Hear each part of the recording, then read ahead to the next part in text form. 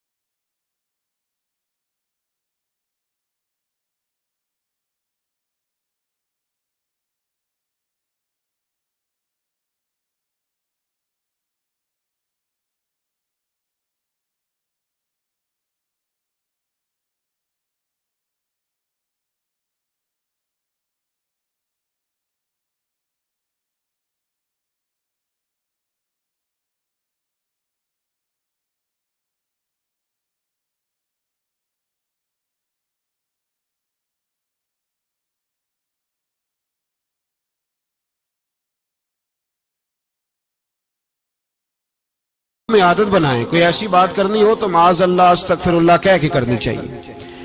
اس نے کہا کہ معاذ اللہ اب ان کو بچہ کچا نہ دیں تو یہ ہمارے سر پہ نہ بیٹھتے۔ شور کیا اس نے۔ ہمارے ہاں بھی سیانے بندے پنچایت کے لوگ وہ کہتے ہیں تو اس برادری کے بچے سے ہی مار کھا ہے، پتہ ہی نہیں چلا، جا اسے مار کے آ، سر پھاڑا، یہ کہا پھوڑ دے اس کا سر اور دیکھ میں دیکھ لوں گا بعد میں جو ہوگا۔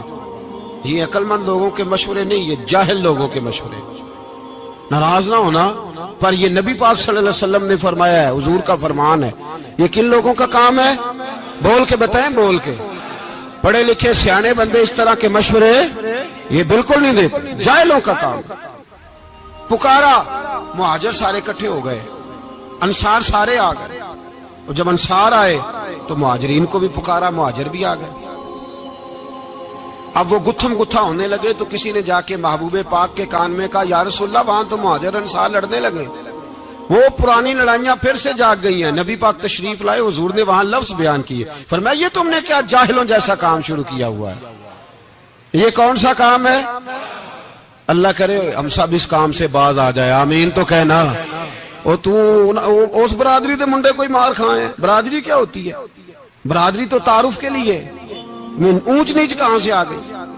کہا میرے رسول پاک علیہ الصلوۃ والسلام نے، فرمایا تم جاہلوں جیسے کام کر رہے ہو۔ صلح کرائی، بات رفع دفع کرائی، لوگ چلے گئے، معاملہ ٹھنڈا ہو گیا۔ لیکن عبداللہ بن سلول نے کہا کہ میں یہ موقع خالی نہیں جانے دوں گا۔ پھر گیا وہ اور جا کے انصار مدینہ سے کہنے لگا، ایک دفعہ جا لینے دو مدینے، تم نے میری بات نہیں نہ سنی، جو وہاں بڑے سردار بیٹھے ہیں ان سے بات کروں گا، اور معاذ اللہ ثم معاذ اللہ ہم ان بے عزت لوگوں کو مدینے سے نکال دیں گے، وہاں صرف عزت والے رہیں گے۔ یہ غلط جملے اس نے ادا کیے جس کو قرآن پاک نے سورہ منافقون میں بیان فرمایا ہے۔ اس نے یہ بات کی، ایک صحابی تھے حضرت زید رضی اللہ تعالیٰ عنہ، وہ سن رہے تھے، آ کے عرض کی، یا رسول اللہ صلی اللہ علیہ وسلم عبداللہ بن ابی سلول تو اس طرح کہہ رہا ہے کہ مدینے جا کے عزت والے دوسروں کو نکال دیں گے، اور تم اگر اپنا بچہ انہیں نہ دیتے تو معاذ اللہ آج یہ ایسا نہ کرتے۔ حضرت عمر نے بھی سن لیا، حضرت عمر نے بات سن لی، تلوار نکالی اور دوڑے۔ حضور نے بازو پکڑا، فرمایا کدھر جا رہے ہو؟ کہا یا رسول اللہ اگر آج سزا نہ دی تو کل اور بات بھی کرے گا، اور اگر آج ایک قتل ہو گیا تو باقی سیانے بن جائیں گے۔ یا رسول اللہ مجھے چھوڑے، میں ماروں گا۔ حضور نے فرمایا عمر چپ کر، وہ جھوٹ موٹ کا کلمہ پڑھتا ہے، لوگ کہیں گے کہ محمد ابن عبداللہ نے اپنے ساتھی مارنے شروع کر دیے۔ چپ کر، حوصلہ کر، صبر کر، دلیری کر۔ حضرت عمر کہتے ہیں میری حضور کے کہنے پر میں ٹھہر تو گیا، پر وہ میرے اندر جو آگ لگی ہوئی تھی ٹھنڈی نہیں ہو رہی۔ کہتے ہیں میں چپ تو کر گیا۔ نبی پاک علیہ السلام نے پوچھا عبداللہ بن ابی سلول سے، تو نے یہ کہا ہے؟ کہنے لگا حاشا وک اللہ، میں نے بات ہی نہیں کی۔ ہاں، اب لوگ کہنے لگے کہ زید تو نوجوان ہے، تو یہ بوڑھا آدمی ہے، چلو صحیح کہتا ہوگا۔ حضور بھی خاموش ہو گئے۔ اللہ پاک نے قرآن مجید نازل فرما دیا، فرمایا اللہ نے سن لی ان کی بات جنہوں نے یہ کہا ہے، اور پھر لفظ بڑے حسین ہے، فرمایا یہ کہتے ہم عزت والے ہیں؟ نہیں، وللہ العزت ولرسولہ وللمؤمنین، فرمایا عزت تو اللہ کے پاس ہے، اللہ کے رسول کے پاس ہے، اور عزت تو مومنوں کے پاس ہے، مومنین کے پاس عزت ہے۔ یہ قرآن پاک نے سارا مضمون بیان کر دیا کہ عبداللہ بن نبی سلول غلط کہتا ہے اور حضرت زید صحیح کہتے ہیں۔ حضور نے کچھ نہیں فرمایا، جا رہا ہے قافلہ۔ جب مدینے کی سرحد آ گئی نا، حدود مدینہ منورہ کی شروع ہوئی، تو عبداللہ کا اپنا بیٹا، اس کا نام بھی عبداللہ بن عبداللہ تھا، اپنا بیٹا اس کا بڑا مخلص جانثار غلام تھا میرے رسول پاک صلی اللہ علیہ وسلم کا، وہ تلوار لے کے مدینے کی حد پہ کھڑا ہو گیا اور کہنے لگا میرے باپ، تو نے اتنی بے ایمانی کے لفظ کہے کہ میں ان کو نکال دوں گا؟ کہے اپنی زبان سے کہ میں ذلت والا ہوں، رسول پاک کو اللہ نے بڑی عزت عطا فرمائی، کہے ورنہ میں تیری گردن کاٹ دوں گا۔ بول، کہے حضور بھی عزت والے اور نبی پاک کے غلام بھی عزت، کہے اپنی زبان سے، کہے میرے رب کا یہ فرمان ہے وَرَفَعْنَا لَكَ ذِكْرَكَ، ابھی میں خود تیرے لیے تیری شانوں کو بلند فرما دوں گا۔ تو کہا کہے، تو دشمن ہو کے کہنے لگا میرے بیٹے مجھے معاف کر دے، مصطفیٰ تو بڑی عزتوں والے ہیں، ان کے غلام شانوں والے۔ جب بیٹا تلوار لے کے سامنے کھڑا ہوا،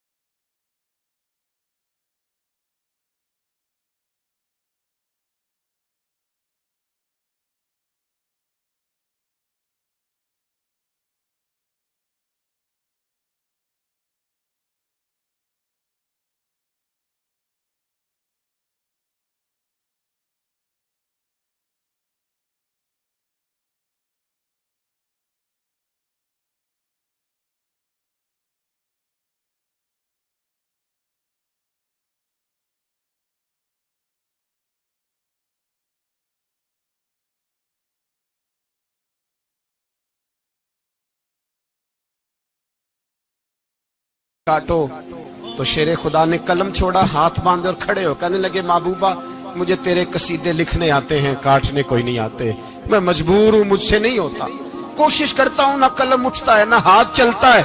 میرے حبیب پاک نے قلم پکڑا اور لفظ رسول اللہ خود کاٹ کے محمد ابن عبداللہ کرایا. بھائی وقت گزر گیا, صلح ہو گئی. یہ تدبر, یہ حوصلہ, یہ تدبیر میرے نبی نے فرمائی. اب تو 1400 کو مکے نے نہ داخل ہونے دیا, لیکن 1 سال ہی گزرا, تھوڑا ہی وقت گزرا, میرے رسول پاک 10,000 کو لے کے مکے میں داخل ہو گئے. 10,000 اس نے فائدہ دیا. حکمت کیا تھی, تدبر کیا تھا؟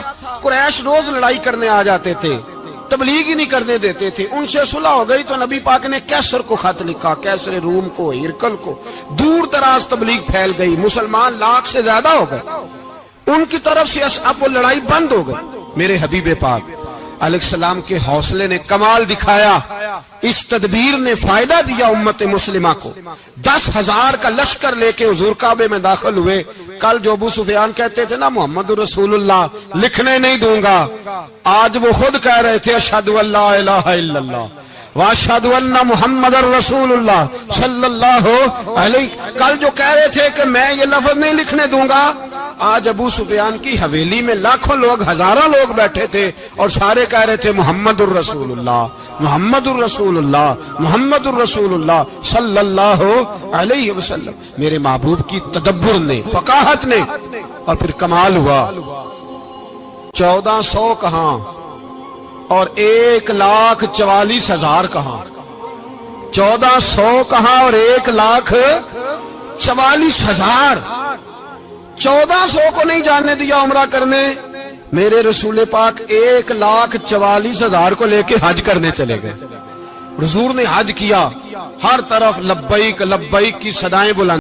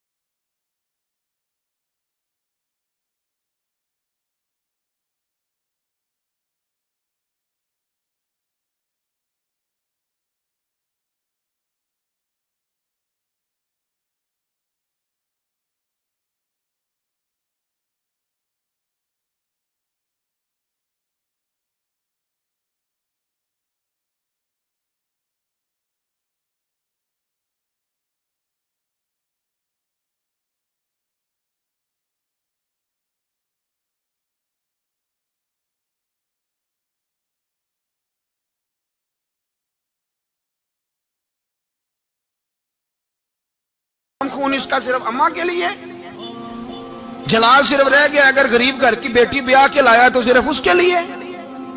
کوئی ایسی بات نہیں. ہم بڑے سیانے, ہمارا غصہ بڑا سمجھدار ہے, ہمارا وہ گرم خون بڑا سیانا ہے.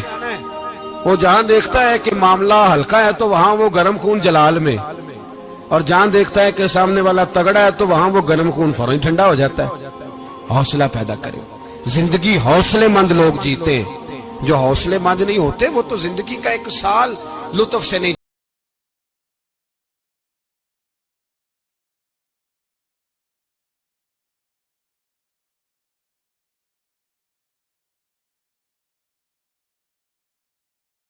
حضور نے ایک دن فرمایا عثمان, اچھا یہ نہیں تھا کہ عثمان خاص لوگوں کو چابی کعبہ کھول کے دکھاتے تھے, بلکہ ان کو قریش کی جانب سے یہ حکم تھا کہ جو بھی تجھے کہے تو نے کعبے کا دروازہ کھول دینا.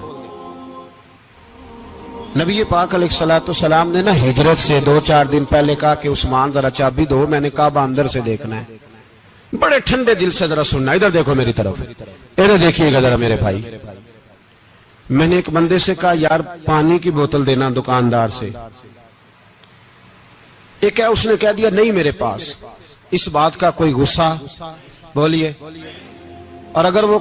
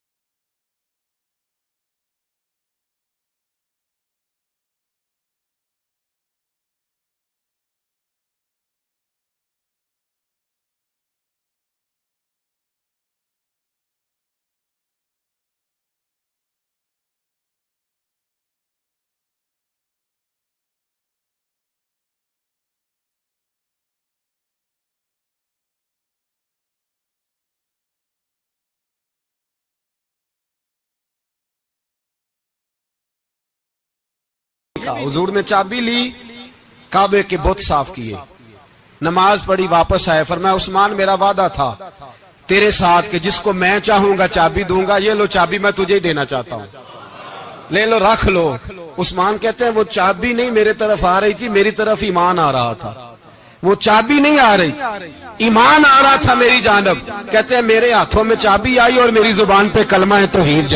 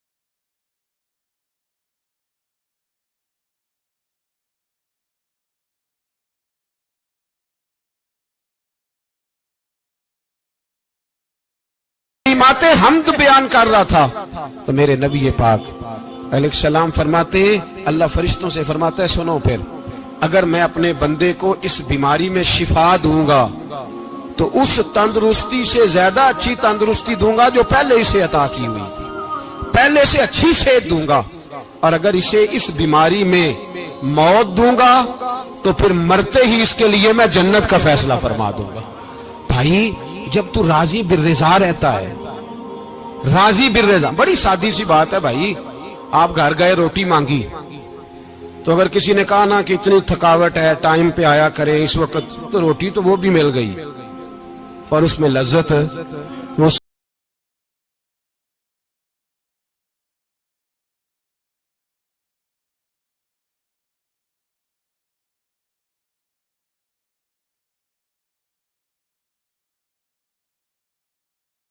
ہوتی جب تمہاری اماں تازی پکا کے دیتی ہے، خوشی ہوتی ہے، طبیعت میں خوشی ہوتی ہے۔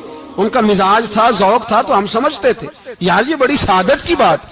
تو آپ گھر گئے رات کو تو گھر والوں سے کہا روٹی، تو فوراً اٹھے، فوراً، اور انہوں نے کھانا تازہ بنایا اور ساتھ یہ بھی کہا باہر سے نہ کھایا کرے، بندہ بیمار ہو جاتا ہے۔ کتنی ٹھنڈک پہنچتی ہے آدمی کے دل کو، سکون ملتا۔ تو بھائی بیماری تو آپ نے کاٹ لی، لیکن ساتھ کہو ہو بڑا بیمار ہوں، میں نے تو اتنے گناہ بھی نہیں کیے، ظلم بھی نہیں کیا، کسی کو کچھ بھی، اب بیماری تب بھی کٹ گئی۔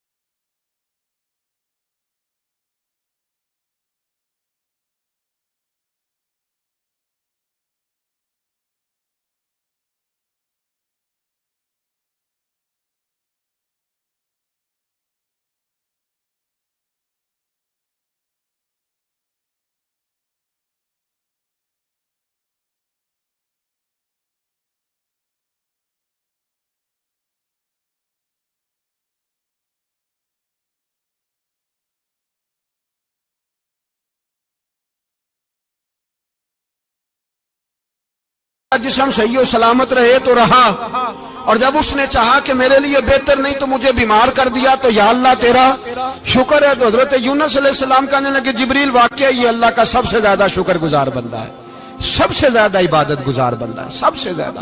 میرے نبی پاک علیہ السلام نے فرمایا میرا مومن ہر حال میں نفع میں ہے، نعمت ملے تو شکر کر کے نفع، مصیبت آئے تو صبر کر کے نفع۔ اپنی زندگی میں تحمل، بردباری، علم پیدا کرے، حوصلہ پیدا کرے۔ ہر آنے جانے والے شخص کے مزاج کے مطابق اسے نہ ملے، اپنا مزاج صحیح رکھے، اپنی طبیعت کے مطابق اپنے ماحول کو برقرار رکھے۔ علم کے ساتھ گزارا کرو گے تو رشتہ داروں سے بھی بنی رہے گی، دوستوں سے بھی بنی رہے گی، ہر ایک سے تعلق رہے گا۔ اور اگر آپ کے اندر یہ حوصلہ نہیں تو پھر سارے معاملات پریشانی کا شکار ہو جائیں گے۔ یہ تو آج کا مضمون تھا۔ ہمیں نا لوگ مشورہ دیتے ہیں، کہتے ہیں پیر صاحب درویشوں کو سیاست کی بات نہیں کرنی چاہیے، دیتے ہیں نا مشورہ لوگ، جی تھوڑا تھوڑا بول دیں، تھوڑا تھوڑا دیتے ہیں نا۔ اگرچہ ہم ان کی بات نہیں مانتے، اس لیے کہ اقبال نے کہا تھا جدا ہو دین سیاست سے تو رہ جاتی ہے چنگیزی، جدا ہو دین سیاست سے تو اور پہلا فکرہ یہ ہے کہ جلال بادشاہی ہو یا جمہوری تماشا ہو، جدا ہو دین سیاست سے تو رہ جاتی ہے۔ اس نے کہا جب سیاست اور دین علیحدہ علیحدہ ہوتے ہیں تو چنگیز خان اور ہلاکو خان پیدا ہوتے ہیں۔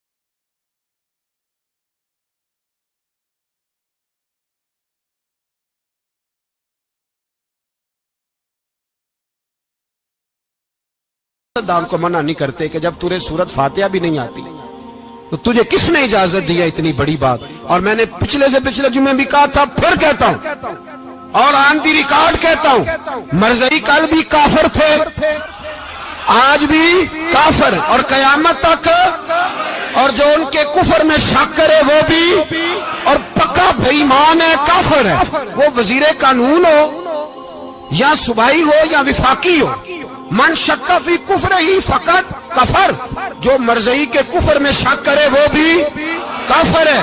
ہمارے رسول آخری رسول ہے، ہم کسی کو یہ اجازت نہیں دیں گے کہ وہ ختم نبوت میں رکھڑا ڈالنے کی کوشش کرے، ہم کسی کو یہ اجازت ہے۔ اور تم نے قوم کو لوٹا، لوٹتے رہو، اب ایمان پہ ڈاکے تو نہ ڈالو، تمہیں دولت لوٹ کے پیٹ نہیں بھرا، اب ایمان لوٹنا شروع کر لیا ہے، تمہارا فیکٹریاں لوٹ کر، قومی خزانہ لوٹ کر پیٹ نہیں بھرا، بھائی مانو اب دین بیچ کر اپنی حکومتیں پکی کرو گے۔ اور وہ لوگ بھی تیار ہو جائیں جو ان بھائی مانوں کو منتخب کرتے ہیں، ان سے بھی سوال کرے گا ختم نبوت کا موضوع قیامت کے دن کہ تم بتاؤ، ان کو سپورٹ کرتے تھے جو رسول اللہ صلی اللہ علیہ وسلم کے بعد بھی کسی نبی کو نبی ماننا درست جانتے تھے۔ شرم آنی چاہیے، خیال ہونا چاہیے۔ اور میں نے کہا کہ ہمارا دل نہیں چاہتا، آپ یقین کریں، ہمیں شوق ہے جلوس نکالنے کا، تمہارے خلاف باتیں کرنے کا، تم نے روز تھرمامیٹر نکالا ہوتا ہے، چیک کرتے ہو کہ ایمان کتنا ہے کتنا نہیں ہے۔ یہ پاکستان اگر صوبہ سندھ ہے تو حضرت عبداللہ شاہ غازی کا ہے، اگر بلوچستان ہے تو حضرت بابا عبد الرحمان کا ہے، اور اگر پشاور ہے تو وہ صوفیاء کا ہے، اور اگر یہ دھرتی پنجاب ہے تو یہ داتا علی اجویری کی ہے، یہ بابا فرید الدین کی ہے۔ اس میں کسی غدار کو قبضہ کرنے کی اجازت بالکل نہیں ملے گی۔ اور ہم وہ لوگ بھی نہیں جو چپ کر کے اندر سوتے رہیں، قوم جو کرتی ہے کرتی رہے، ہمیں پرواہ نہیں، نہ ایسی کوئی بات نہیں۔ کوئی بندہ نہ سمجھے کہ انہیں ہوش نہیں، انہیں پتہ نہیں۔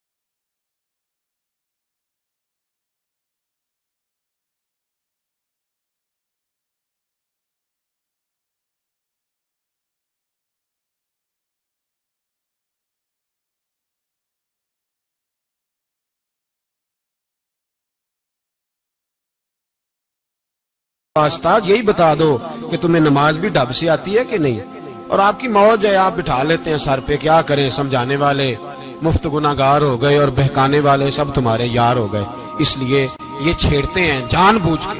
اور پھر جب کوئی ممتاز قادری علیہ رحمہ پیدا ہوتے ہیں، پھر انہیں دشواری ہوتی ہے، پھر ان کا جینا مشکل ہو جاتا ہے، یہ موقع دیتے ہیں، پتہ نہیں کس کے ایجنڈے پہ عمل کر رہے ہیں۔ میرا سوال یہ ہے، میں نے پچھلے جمعے پھر میرا سوال ہے کہ میں پوچھتا ہوں، اس آدمی کو ضرورت کیا ہے ختم نبوت پر بات کرنے؟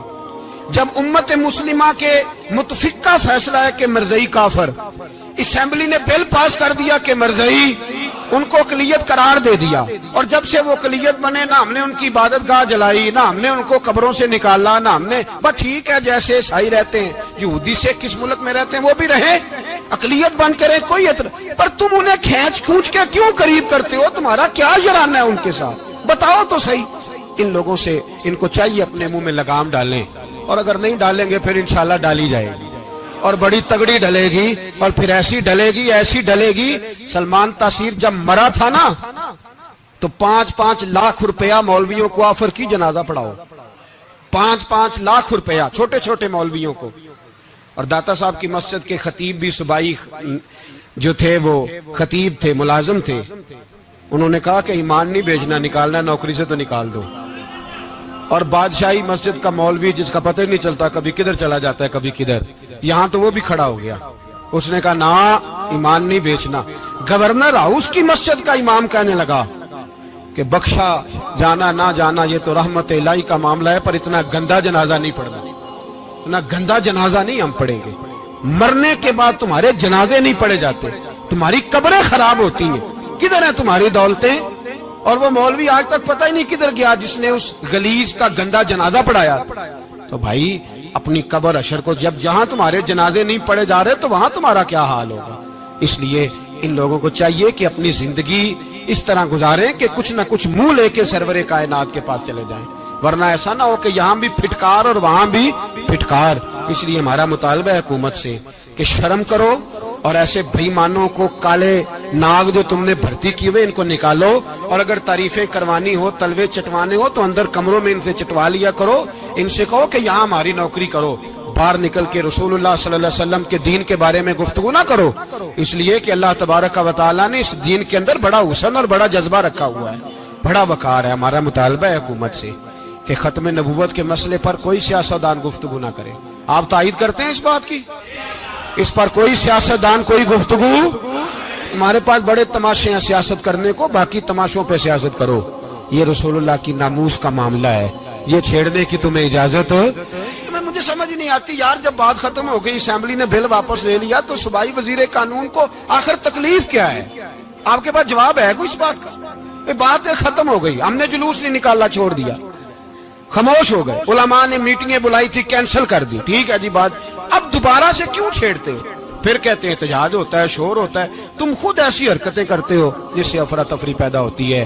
یہ ملک رسول اللہ کے نام پہ بنا ہے، اور قیامت تک یہاں وہی ہوگا جو میرے رسول پاک صلی اللہ علیہ وسلم کی رضا ہوگی، اور نبی پاک کے قانون کے خلاف کوئی قانون یہاں چل سکتا؟ اللہ